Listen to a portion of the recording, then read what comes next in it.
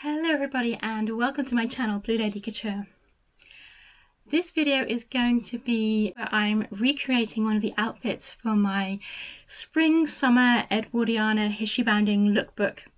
If you haven't already, do go and check out the introductory video where I talk about my ideas and inspirations for the project, and I start by designing the outfits that I'm hoping to make and put together on paper. So this is the first outfit in that lookbook, which is going to be the stripy summer petticoat, but I'm hoping to be able to utilize it as just a summer skirt in its own right. Now, I don't know about you, but I find making petticoats really boring. I mean, don't get me wrong, historical, especially Edwardian petticoats can be so pretty with all the ruffles and the lace and, you know, what have you, but that just takes so long to make. You know, you can spend hours putting in yards and yards and yards of insertion lace, and as lovely as that would be, I just don't have the time to do that. And for a long time I've wanted to make a fun and interesting petticoat, but I just wanted to do something a bit different with it.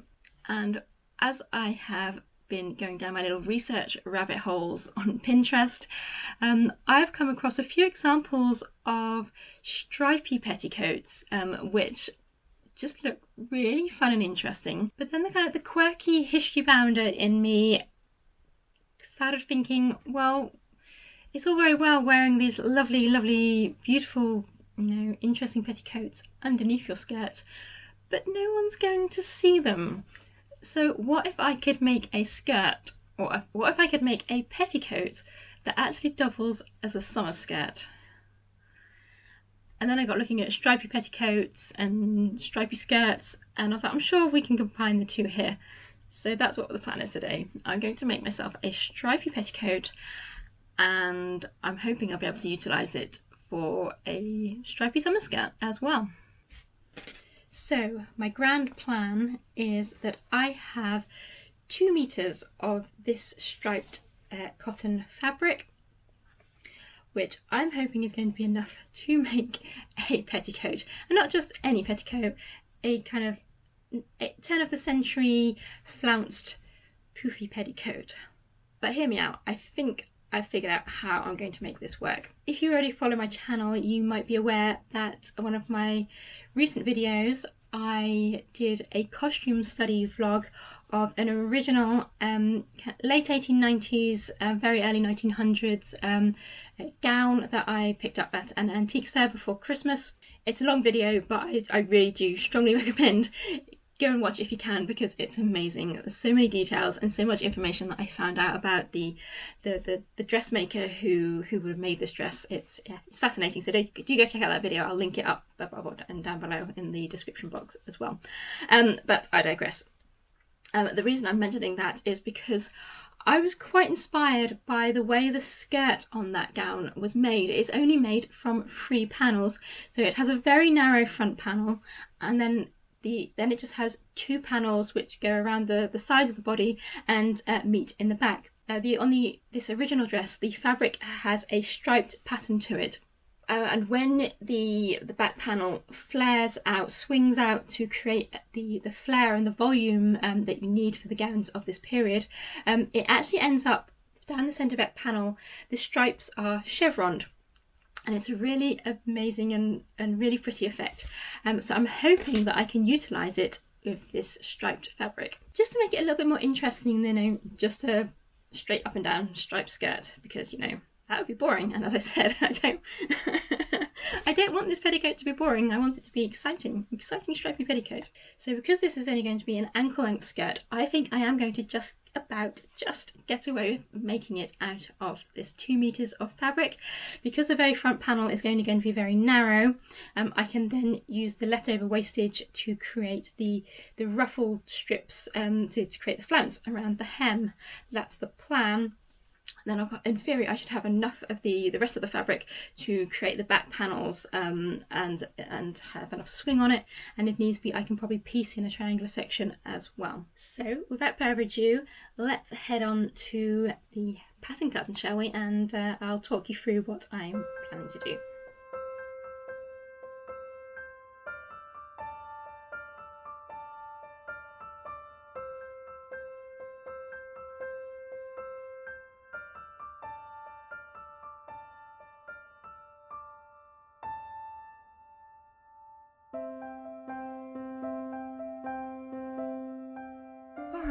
So the way I think this is going to work is I'm going to cut out a kind of a centre front panel along the folded edge here.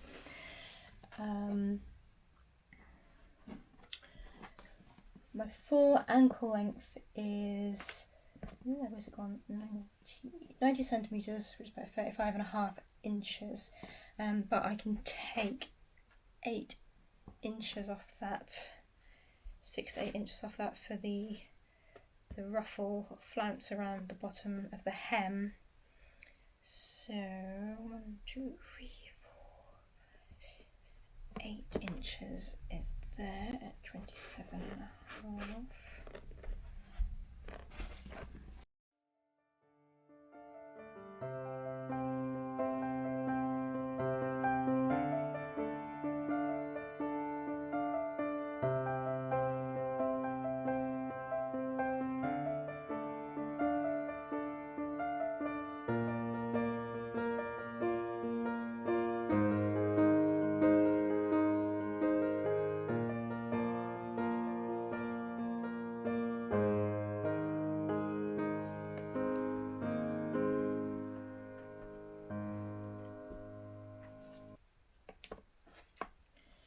So by doing this, because the fabric is obviously folded in half down the length, so I've got essentially a double layer of fabric here, I have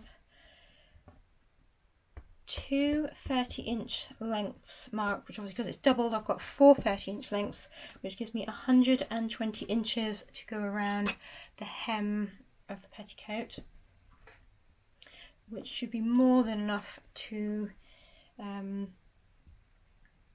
give us a little bit of gathering and a little bit of ruffly poofiness on the bottom of the petticoat.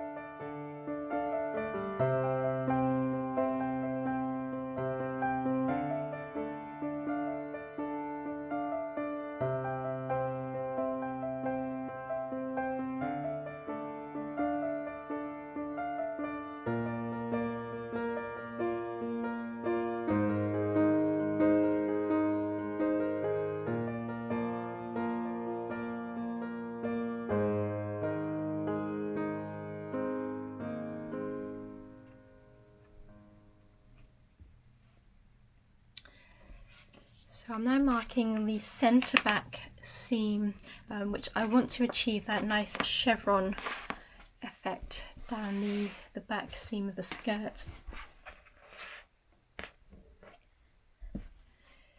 But to achieve that, and because I need to swing this out so wide, you can see it's going to, I need 29.5 inches is up here, so you can see that actually runs off the edge of the fabric, which is fine because I have this piece here, if you can see it, this triangle in here, is an oddment, a remnant spare bit that's left over. I've got, just off the camera up here, I've got the front panel and the where I've marked the sections for to create the ruffle. But this piece here is just a void space, but there is enough in here which I can cut that off, flip it round, and I can match it up on and piece in here to create the fullness that I need, but without breaking up the pattern, in theory.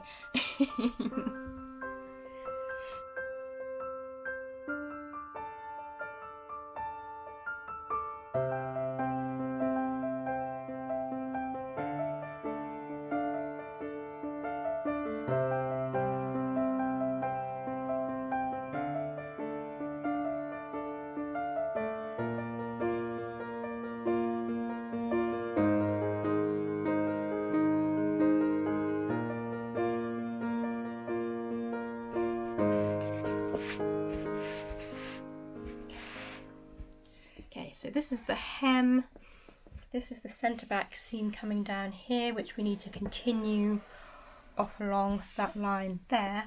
So I'll take this spare piece of fabric, and when I line the stripes up, I need to cut off that horrible bit of selvage, but I can line the stripes up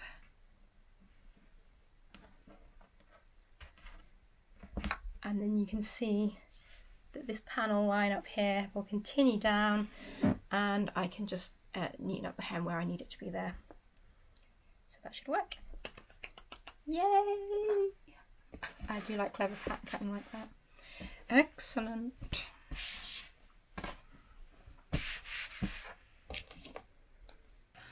Okay, so it was going really well. Look, I got the back panel, in fact I've got the whole skirt together, but then I was looking at it and I was like, it doesn't look very full, it doesn't look very, but look at that, look at those stripe matches on that back panel, so pretty. Yeah, so I was looking at this and I was thinking it doesn't look very wide, either on the waist or at all in total. So yeah, I mean, it serves me right for trying to cut it on the fly, but this is what we do. This is what it was all an experiment. It was just a 2 meter piece of spare fabric that I had. I thought I'm gonna have a play with it and see if I can get this to work, and it sort of has, but I just need to add a bit more into the width, particularly of the back panels. When I tried it on, there's not really, even though I did leave some space for some gathering in the back, I forgot that on the original 1890s dress, there's actually some darts in the waist at the sides, which obviously will eat up some of that allowance that I put in, and then it really didn't leave very much for gathering at the back. So I kind of sat and thought about it for a bit, and then I had a rummage in my scrap box at the bottom here. So underneath all of my shelves, at the very bottom, there is a big deep drawer into which I put all of my sizable scraps, but they're not really, but they're kind of less than a metre scraps, but they're too big to throw away. So all useful sizable scraps go in the relevant kind of bin at the bottom of my fabric pile. So all the cottons go in the bottom of that one, all the linens go in the bottom of that one. So anyway, so I had a rummage in there and I found some more of this fabric, which she says, where's she done with it? Which is left over clearly from another project using the same fabric. I use this a lot for making bathing costumes, things like that. So yeah, so there's normally a few scraps of this fabric laying around, and I found some more long pieces, and they're quite nice wide pieces.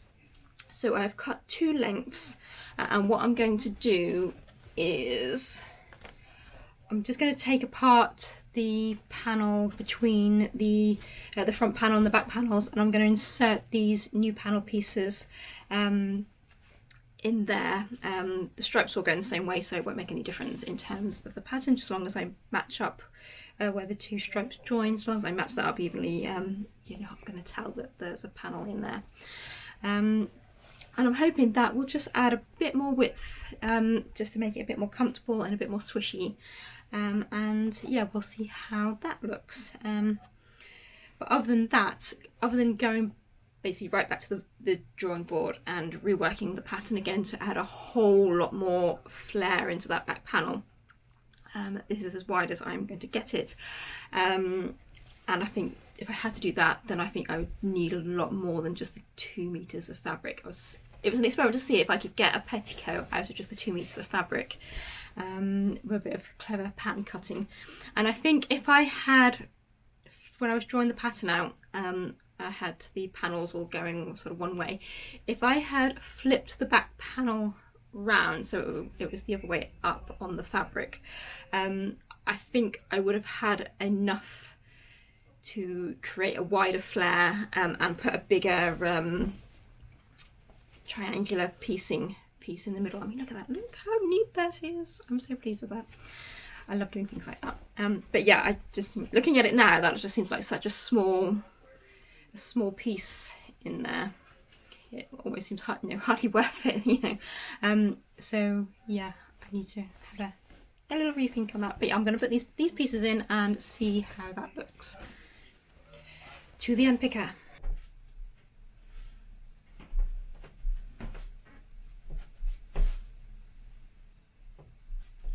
What do we think? I'm not sure. So I put the extra panels in at the side here, two seam lines here, and I've darted it at the waist just to give it a bit more shaping over from my waist over to my hips.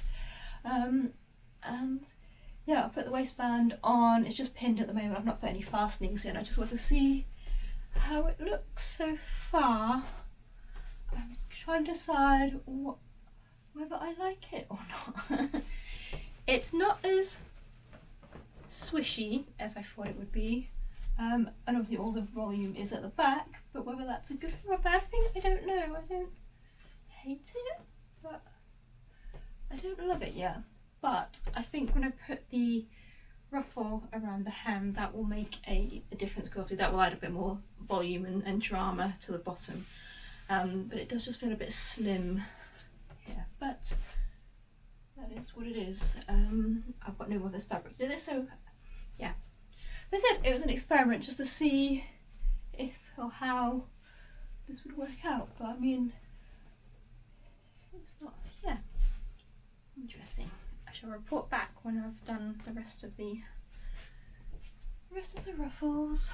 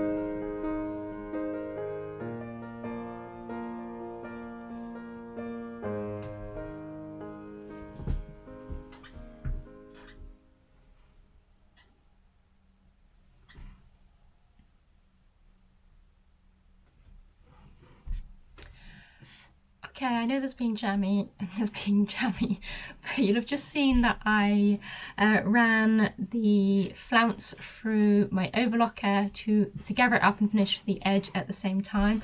And it's not a particularly tight gathering stitch, so what I normally find is that it just gathers it up nicely, and then I can ease kind of any excess into the gathering as I pin it onto whatever I'm pinning it onto.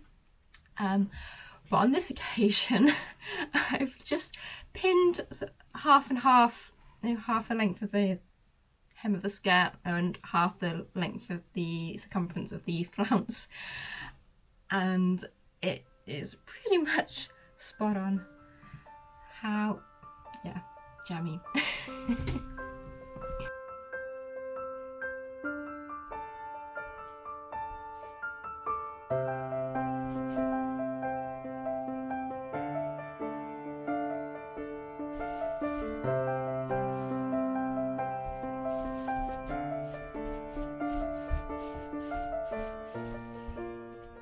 Well, I don't know about you, but I think we can count that as a successful experiment. I'll be honest, there's probably a couple of little tweaks that I would like to make to the design before I make it available to order on my Etsy store. And as I showed you in the clip where I was twirling around in front of the camera, I was wearing bloomers underneath it, and I definitely think going forward, because it's such a lightweight fabric, that would definitely be the way to wear it if I wanted to wear it as a summer skirt. But I'm really glad that actually that seems to work, and I cannot wait to get some warmer weather now. Alexa, what's the current temperature outside? Right now, it's 7 degrees Celsius. 7 degrees Celsius. Yeah, that's not very warm. This isn't. definitely a summer outfit. But yeah, I'm really glad that I was able to bring my design to life, and that the skirt will work as both a petticoat under my Edwardian ankle-length skirts and as a pretty fun, quirky summer skirt as well.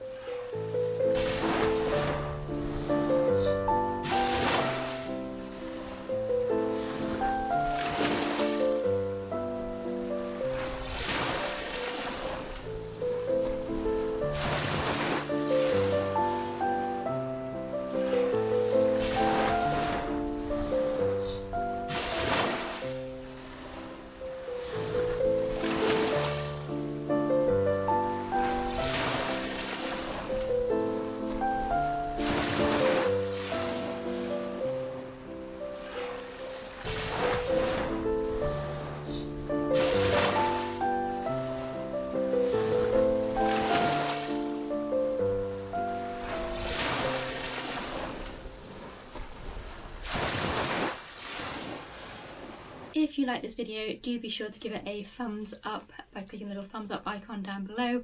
That would really help my channel out. And if you would like to leave a comment, I would love to hear from you. What do you think of my new stripy petticoat come summer skirt? Is it something that you would wear? Or maybe if blue and white stripe isn't your colour, then what colour would you choose? If you'd like to see more from my channel, and particularly if you want to follow along with the rest of the items that I'm going to be creating as part of my Edwardian summer lookbook, then do be sure to subscribe by clicking the subscribe button and click the little notification bell so you can be notified as soon as my latest video goes out. Hopefully I shall see you in my next video. Take care guys, bye!